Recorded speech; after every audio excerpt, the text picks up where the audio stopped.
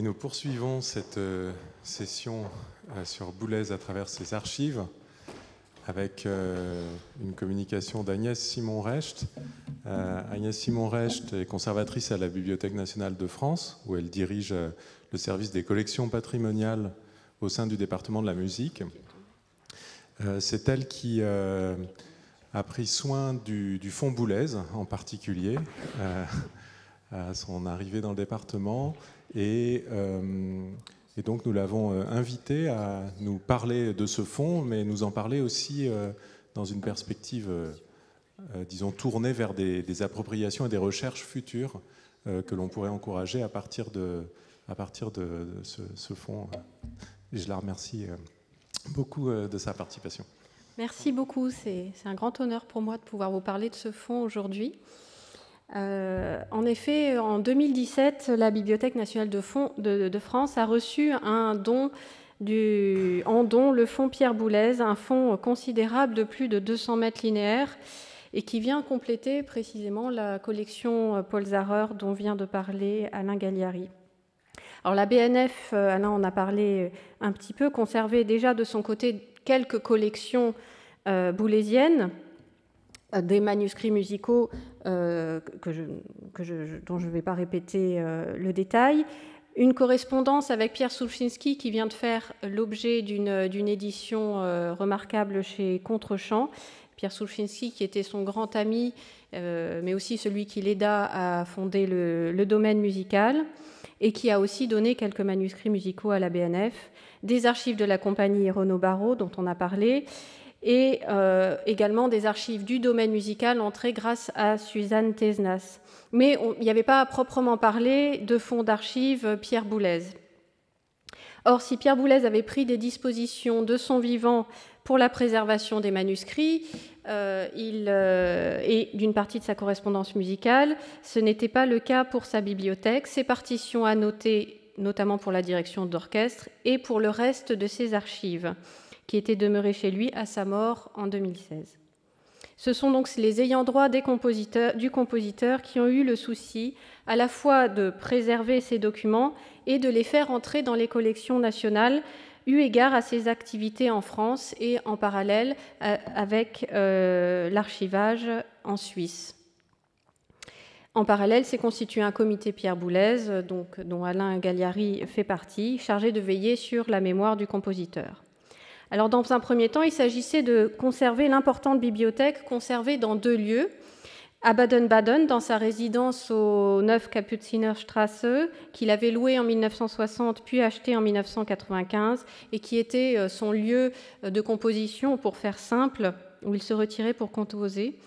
Et dans un deuxième lieu à Paris, dans son appartement au 25 quai André Citroën, dans le 15e arrondissement, où il s'est installé en 1974. Dans cet appartement se trouvaient aussi quelques archives, des objets comme des instruments de musique, des photographies, quelques enregistrements, mais aussi de nombreuses partitions annotées qui étaient destinées dans un premier temps à rejoindre la Philharmonie de Paris, eu égard au lien de Pierre Boulez tant à Laurent Bell qu'à cette institution.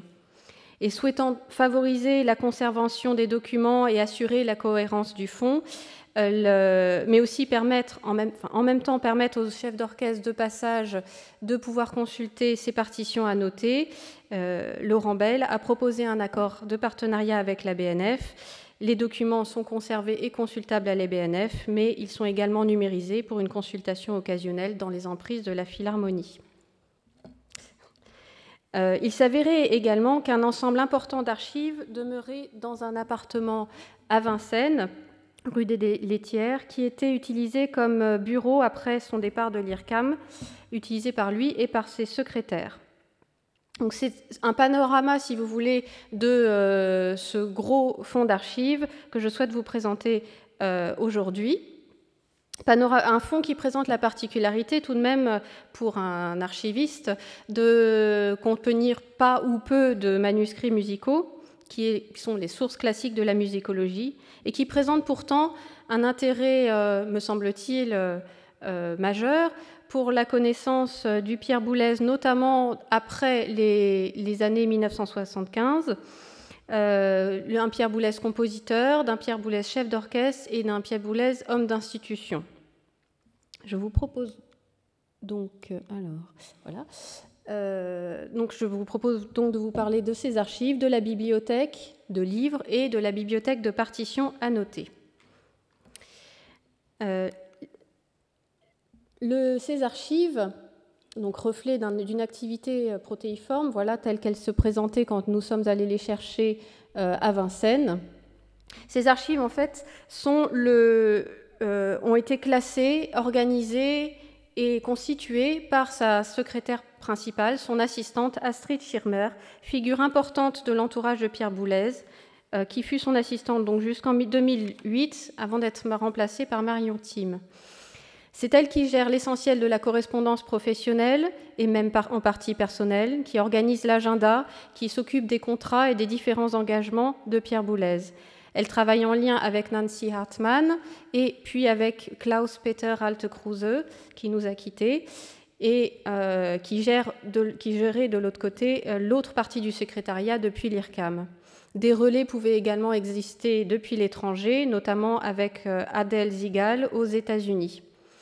Donc en fait, ces archives, telles qu'elles sont aujourd'hui conservées à la BNF, montrent l'activité de Pierre Boulez au prisme de ce travail d'assistant. Sont organisées selon de grandes séries organiques plusieurs types de documents. D'abord, une correspondance chronologique à partir de 1975, correspondance internationale, essentiellement en français, en allemand et en anglais, qui concerne des musiciens, des musicographes, des hommes et femmes de lettres, des artistes, des personnalités politiques, des hauts fonctionnaires notamment. Des agendas, je crois que j'en ai mis un exemple ici. Les agendas, là aussi, sur la période dont je vous ai parlé, qui ne sont à nouveau pas des agendas autographes de la mienne de Pierre Boulez, mais ceux de ses assistants, qui montrent aussi comment il gère la multi-activité de Pierre Boulez et son rayonnement à travers le monde. On a quelques exemples ici, des entretiens, voilà, on voit Christopher Lawton, Chris Wilcox, des réunions, comité d'administration, conseil d'administration à la Villette, voilà, des déplacements, taxis, etc. Donc là, c'est bien la main d'Astrid Schirmer qui écrit cet agenda. Par ailleurs, plusieurs mètres linéaires, une dizaine de mètres, concernent le suivi, disons, du quotidien, de l'organisation en fait du travail de Pierre Boulez, le suivi des relations avec les éditeurs de musique et de disques, les concerts, les festivals, la gestion des droits et des revenus également, à la fois en France, en Allemagne et aux États-Unis, jusqu'à la gestion des appartements et des voitures, qui représentent donc une masse assez importante d'archives. Mais enfin, et une partie qui me tient, disons, qui me paraît particulièrement intéressante dans ce fonds, concerne les archives institutionnelles et administratives. Oui. Ces archives tiennent une bonne place. D'une part, on peut distinguer des archives qui concernent les institutions que Pierre Boulez a fondées, mais dont il passe le relais de la direction, donc l'ensemble intercontemporain et l'IRCAM. Dans ces archives, qui sont des archives administratives, des conseils d'administration, de la correspondance, des comptes rendus de réunion, on décèle néanmoins l'intervention de Pierre Boulez, même s'il a passé le relais pour ne pas citer l'ensemble intercontemporain, à Brigitte Marget, à Claude Lecléac, puis ensuite Hervé Boutry.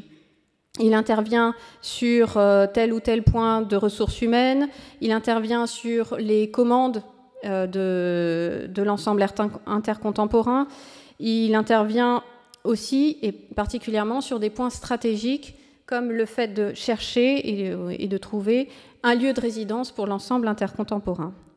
Un deuxième ensemble d'archives, pour moi, sont les archives qui concernent l'Opéra Bastille, la Cité de la Musique et la Philharmonie de Paris, que je ne vais pas détailler ici, mais qui reflètent cette fois l'engagement de l'homme au travers d'institutions qu'il n'a pas fondées directement. Cet engagement s'est marqué, certes, de manière, disons, pas forcément officielle à travers officieuse, disons, à travers la presse, à travers ses relations avec les hommes politiques, mais elle s'est également présentée par ses activités officielles. Donc, dans le cas de l'Opéra Bastille, il a été appelé par la haute fonctionnaire Michel Audon dès 1983 pour faire partie de la mission Opéra Bastille et présider un groupe de travail sur la fosse d'orchestre, par exemple. Et ce qui est intéressant, c'est que, découlant de cela, les archives qui sont à la BNF sont en grande partie des archives administratives. D'ailleurs, une partie de ces archives peuvent se trouver, ou se trouvent également aux archives nationales, notamment dans la série AJ13. Sauf qu'ici, dans ces archives, on a le prisme boulésien et on peut voir l'engagement particulier de Boulez sur tel ou tel point. Et évidemment, sur la partie Opéra Bastille, l'engagement et l'intérêt à l'égard de la construction d'une salle modulable, qui était un point qui tenait particulièrement à cœur au compositeur, est particulièrement visible et plusieurs boîtes d'archives lui sont consacrées. Je donne quelques exemples très brefs. Ainsi, participant au président le groupe de travail sur la fosse d'orchestre, on voit ces choses assez rares dans les archives, cet ensemble d'archives. Pierre Boulez a noté ces documents et s'intéresser à des aspects très, très pratiques de la construction d'une salle modulable. Non seulement il s'intéresse à la forme de la salle modulable ou salle expérimentale en s'appuyant sur différents types d'opéras contemporains, les Soldats de Zimmermann, le Saint-François d'Assise de Messiaen, je crois que c'est un exemple qui est donné à gauche de l'écran. Mais aussi, il réfléchit à tout l'agencement global de l'espace de l'opéra, les espaces annexes, les loges, les foyers, les bureaux, à la fois leur taille, leur disposition, la distance avec la fosse, tout est pris en compte. Voilà, évidemment, vous ne pouvez pas voir les pattes de mouche, mais c'est un des aspects. C'est un des exemples, parmi d'autres, de son engagement au travers qui peut être lu dans ses archives sur l'Opéra Bastille. L'objet aujourd'hui n'est pas de présenter son rôle dans la construction de l'Opéra Bastille, mais simplement, je souhaitais vous montrer comment ces archives invitent à déceler, à discerner l'implication, le type d'engagement de Pierre Boulez dans ses projets. Il n'est pas toujours le créateur direct du contenu des archives, mais il en est bien le producteur au sens archivistique du terme. Donc à la frontière entre archives personnelles et professionnelles, entre archives institutionnelles et personnelles, organisées par ses assistants, les archives de Pierre Boulez sont le reflet d'un créateur multi-actif, et pour reprendre le terme de Pierre-Michel Minger, sont le reflet d'un créateur multi-actif qui gère la démultiplication de soi. Si j'ai un petit peu de temps, je vais poursuivre avec un deuxième aspect qui est celui de la bibliothèque, creusée de l'invention boulésienne. Donc là, j'ai repris une expression qui m'a semblé pertinente dans le dernier livre de Laurent Bayle, qui consacre un chapitre à la littérature pour Pierre Boulez. Cette bibliothèque, voilà à quoi elle ressemblait quand elle était à Baden-Baden. C'est un petit morceau parce qu'elle est énorme. Et à Paris. En effet, il est connu que Pierre Boulez était un lecteur assidu, un gros lecteur. Sa bibliothèque, en grande partie littéraire et artistique, compte au total, de ce qui a été actuellement trié, plus de 12 300 documents. Aujourd'hui, je peux dire que l'ensemble de la bibliothèque a été trié, donc on a une liste de l'ensemble de ces livres. Tous les livres ne sont pas conservés par la BNF. Certains font doublon ou ne présentent pas de particularité d'exemplaires. Ce qui explique qu'aujourd'hui, 7000 sont conservés, donc on est à peu près à la moitié. Et en revanche, le travail de catalogage précis est en cours, avec presque 2000 documents catalogués à ce jour. Cette bibliothèque s'est constituée dès l'après-guerre, et de même que Pierre Boulez datait et signait ses manuscrits musicaux autographes au début, dans l'après-guerre, de même il signait il mettait des signatures ou des ex-libris, si vous voulez, sur ses livres à cette période-là, à peu près jusqu'aux années 1940. Et cette bibliothèque a continué d'être alimentée tout au long de sa vie. Depuis les séminaires Bibliotheche di Compositori tenus à Venise en 2016 et le séminaire Les bibliothèques de compositeurs, compositrices pratiques de lecture et espace dynamique de la création musicale à l'Université libre de Belgique en 2022, les bibliothèques de compositeurs, il est reconnu, disons, que les bibliothèques de compositeurs sont devenues un objet de recherche en soi. Or, il me semble que deux approches, il y en a certainement d'autres, sont possibles pour aborder cette bibliothèque. La première est une approche, disons, presque sociologique, en tout cas qui constituerait à observer les relations nouées par Pierre Boulez avec les écrivains, les penseurs, les artistes de son temps. René Char, dans l'après-guerre, Armand Gatti, Pierre Geoffroy, puis les écrivains rencontrés grâce à Paul Thévenin, Antonin Artaud, Jean Genet, puis Michel Butor qui lui ouvre les portes, puis refermées, du nouveau roman. Les auteurs qu'il rencontre chez la mécène Suzanne Tesnas, Henri Michaud, Yves Bonnefoy, Pierre-Jean Jouve, par exemple. Les penseurs, tels que Michel Foucault, qu'il a introduit au Collège de France, Gilles Deleuze, Roland Barthes, la liste est fort longue. Or, ce réseau, si vous voulez, de connaissances transparaît dans les nombreux livres dédicacés, j'en ai compté pour le moment plus de 600, ou des lettres d'envoi qui sont jointes aux livres présents dans cette bibliothèque. Cette bibliothèque peut également être lue au prisme de la correspondance de Pierre Boulez avec ces mêmes auteurs. Donc, un réseau de relations. Une autre approche, et disons plus musicologique, permet de comprendre ou d'aborder, disons, le rôle de la littérature dans l'invention boulésienne. Vous voyez ici une première liste que j'ai pu établir du nombre d'éditions possédées pour chaque auteur. Donc, René Char et Denis Diderot sont en tête. La présence de Diderot est d'ailleurs très intéressante parce qu'elle n'est pas forcément très connue, mais Pierre Boulez avait une admiration pour Jacques le Fataliste et avait notamment aussi toute la correspondance complète, et la pensée de Denis Diderot était assez présente. Il en parle aussi dans sa correspondance avec Pierre Soushinski. Donc une approche musicologique, disais-je, disons peut-être de deux manières. Une première serait d'aller chercher les œuvres qu'il a directement mises en musique, donc des auteurs évidents. Dans ces œuvres, une petite partie, une toute petite fraction, mais une fraction intéressante, comprend des livres annotés. C'est le cas, ils sont tellement peu nombreux que je peux les citer, de Fureur et mystère de René Char, du Marteau sans maître, de poésie de Mallarmé. Ici, on a le poème... Je vous montre à la nue accablante tue qui a été que l'on retrouve dans Improvisation 3 de Pli selon Pli. D'Henri Michaud également. Ici, je vous montre une édition de Face au verrou annotée par Pierre Boulez.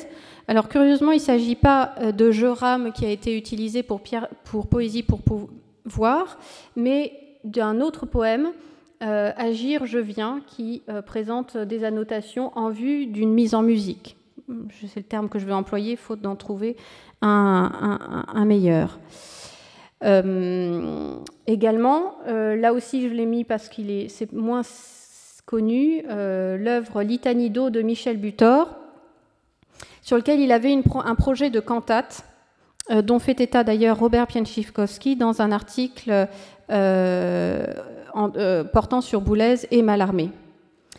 Une autre façon d'aborder cette bibliothèque, dont je remets rapidement, excusez-moi, les principaux auteurs présents, c'est de voir ces œuvres comme cette bibliothèque comme le creuset de l'invention boulésienne, pour reprendre ce terme que j'ai mentionné tout à l'heure.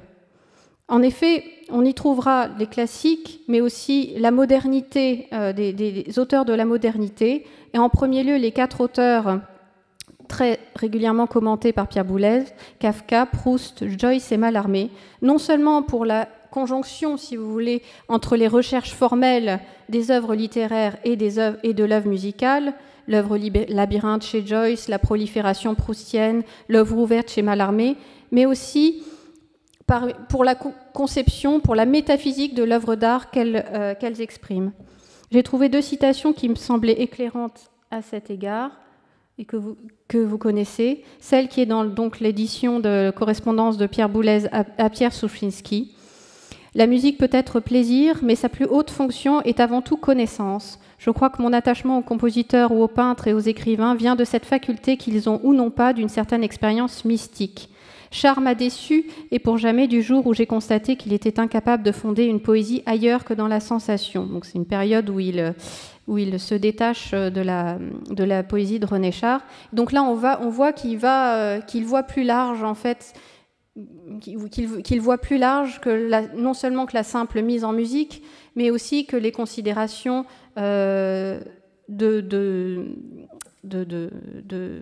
purement formelles ou d'évolution du langage. Un deuxième extrait qui est tiré de Sons et Verbes me semblait être entré en résonance. On peut noter que les poètes ayant travaillé sur le langage lui-même sont ceux qui laissent sur le musicien l'empreinte la plus visible. Évidemment, nous viennent immédiatement à l'esprit les noms de Mallarmé plutôt que Rimbaud, de Joyce plutôt que de Kafka. Aussi bien arriverait-on à une classification assez floue, à vrai dire, qui départagerait les influences précises, dirigées, et les influences plus diffuses par osmose. Cela ne signifie pas que la première de ces 2 catégories soit plus importante ou opère plus profondément que la seconde, c'est la manière d'agir qui diffère. Donc dans cette liste-là que je vous ai montrée tout à l'heure, il y a un certain nombre de différentes façons d'innerver l'invention boulésienne qui mériteraient, à mon sens, qui ont déjà été étudiées, mais qui pourraient être encore davantage creusées au travers de l'observation de la bibliothèque boulésienne.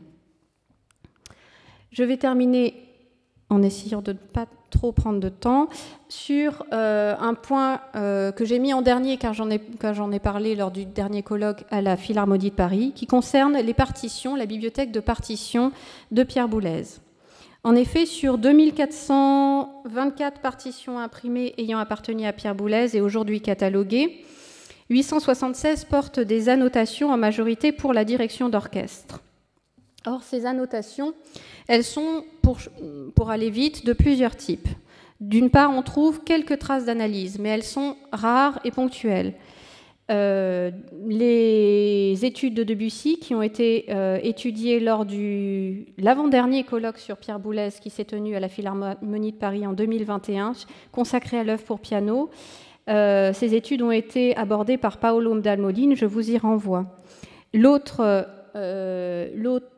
partition annotée remarquable est celle du Sacre du Printemps, manifestement acquise en 1946, puisqu'il est marqué août 1946, avec la signature de Boulez, mais qui porte les annotations sur les cellules de rythme sérialisées, exact complément de l'analyse telle qu'on la lit dans Relevé d'apprenti sous le titre Stravinsky demeure. Un deuxième type d'annotation concerne les corrections. Donc, certains d'entre vous ont déjà connaissance de ce type de correction. Corriger les erreurs matérielles semble un préalable absolument nécessaire à l'interprétation. Elle reflète aussi l'état de l'édition qu'il a en main à ce moment-là, à cette époque-là. Ainsi, elles sont nombreuses, les corrections apportées par Pierre Boulez sur la musique. Elles sont nombreuses dans les partitions de Ravel, de Debussy, de Schoenberg, de Berg, de Stravinsky, mais quasi absents chez d'autres, comme chez Wagner, chez qui les éditions sont très correctes, et Mahler. Le cas de Debussy est remarquable à cet égard, parce que dans la mesure où l'édition musicale était particulièrement compliquée pour Debussy. D'une part parce que les éditions qu'il possédait contenaient beaucoup d'erreurs matérielles évidentes, et d'autre part parce que le retour aux sources et pour l'établissement d'une édition critique des œuvres de Debussy pose de nombreuses questions aux musicologues. Il est souvent difficile de trouver la version de référence et les choix peuvent être parfois compliqués à établir. De fait, l'ensemble des partitions de Debussy du corpus de Pierre Boulez sont truffées de corrections, parfois des petites corrections, des corrections minimes, mais elles sont truffées de corrections. Or, Pierre Boulez oscille généralement entre deux intentions que je résumerai ici. D'une part, un souci d'exactitude, de précision, doublé d'un intérêt certain, assumé pour les manuscrits, pour les sources archivistiques, et sa participation au travail d'édition critique de l'œuvre de Debussy en témoigne. Il s'ouvre au travail, à la démarche musicologique sans se revendiquer musicologue. Et d'autre part, sa liberté, elle aussi régulièrement revendiquée, de corriger le texte et la partition, et sa méfiance à l'égard de la notion de reconstitution ou d'authenticité. Dans le cas de Debussy, j'ai mis quelques exemples rapidement que j'avais développés lors de la dernière conférence. Un exemple qui est celui de Sirène, où il fait le choix d'ajouter bouche ouverte, bouche fermée, afin de jouer davantage sur les dynamiques entre le chœur et l'orchestre. Un petit exemple dans La Mer, où on sait qu'il y a eu deux éditions de La Mer chez Debussy, une en 1905 et une en 1909, et il y a eu un certain nombre de modifications entre-temps, et en général, on pourrait penser que c'est la dernière édition qui sert de référence. Or ici, Pierre Boulez fait le choix de revenir sur ce détail en particulier, c'est-à-dire qu'il scinde la mesure qui intervient avant l'intervention des violoncelles, pour ceux qui ont La Mer en tête, si je puis dire. C'est un drôle de raccourci. Il scinde la mesure en deux volontairement et se pose la question, quelle version convient le mieux? Et un dernier exemple qui est le plus frappant peut-être, dans Péléas et Mélisande, un passage où le petit Tignol est en train d'observer les amants et fait mention du lit des amants. Ce passage avait été censuré et peu d'interprétations, encore aujourd'hui, prennent en compte ce passage.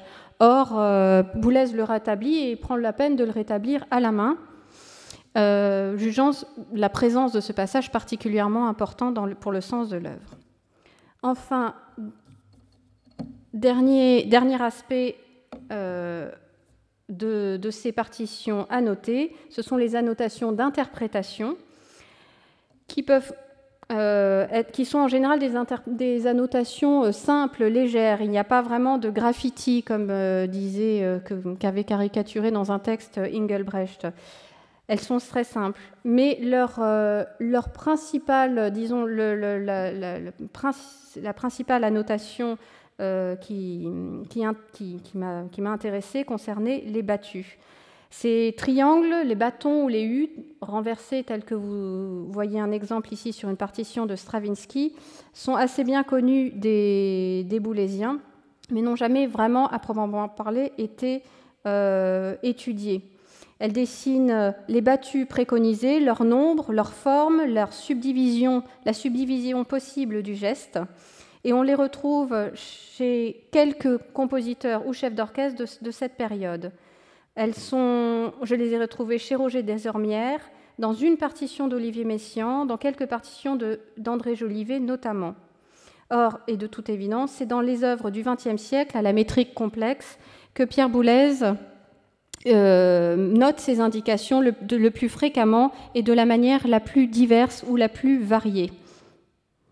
Pierre Boulez se refusait de qualifier ces annotations de grammaire. Je vais en donner un autre exemple rapidement ici, comparant plutôt ces signes à des doigtés pour un pianiste.